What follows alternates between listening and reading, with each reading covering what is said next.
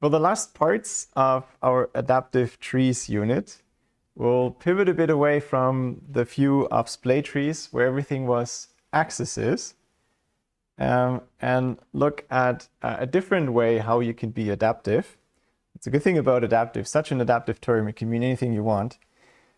So far, everything has been binary search trees, which in particular means they're sorted, right?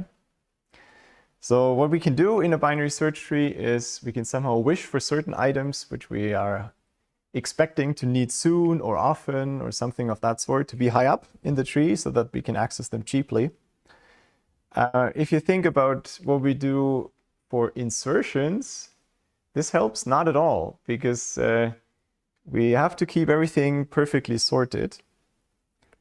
And as long as we insist on having the items in sorted order, we have to pay to satisfy the sorting lower bound at the end of the day, which means insertions must, most of the time must cost log n at least. You can of course have sometimes cheaper insertions, but over a sequence of many accesses, as long as your data structure can sort by sometimes even called BST sort or splay sort, because the hope is that if splay trees are so good, then inserting things in a clever order will be cheaper than the n log n. And that is not a contradiction to this lower bound, that for some clever, lucky insertion sequences, you get faster time. But for most of the insertion sequences, you have to have n log n total time, because you can in general sort. So if we want to stick with the comparison-based model, we like the comparison-based model because it's so clean in general.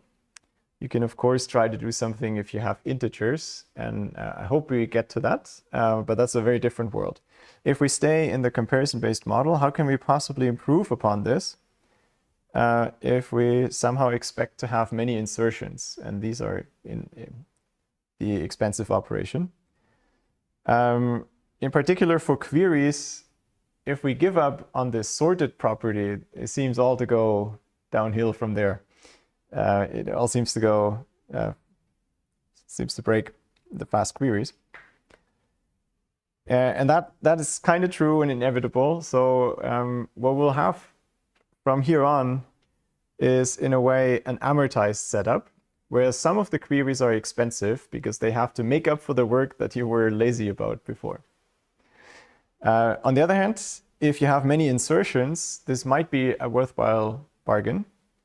So it's also somewhat reasonable in some applications, say. I guess it's not the focus of the data structures to come, but in principle, many database systems are insertion heavy. They insert a lot, and once in a while, you build indices and you get queries, but you have to be fast on the insertions primarily. And that's why people use log-structured merge trees and all these kind of data structures. But that's a slightly different focus. Here, my main point is, why would you even want to sort if basically you're all just inserting a lot more? And in particular, if you have fewer queries than insertions, you can't even look at all your precious elements. Okay. That's the motivation. That's the goal, to do something about that. Before we get to a solution for that, I'll take a detour to build up what we can possibly expect. And that's why we'll next time talk about this seemingly unrelated problem of multiple selection, which again, bear with me for a bit. It'll all fit back together to the original motivation. It's this innocent problem that you're given some, that's the single selection, that's multiple selection. You're given some elements that are not necessarily sorted, eventually our insertions. And you're given some queries, usually fewer than the total number of elements. And these are ranks that you want to find elements for. So in a way, the simple way to think about it is, if you had the elements sorted in an array, then these are indices in that sorted array, and I want to know what are the elements at these indices, but without paying the full price of sorting if possible. That's multiple selection, and you've seen the little brother of this probably in many places, where you only ask for a single rank, then it's just a selection problem, or maybe the median problem if the rank is n half.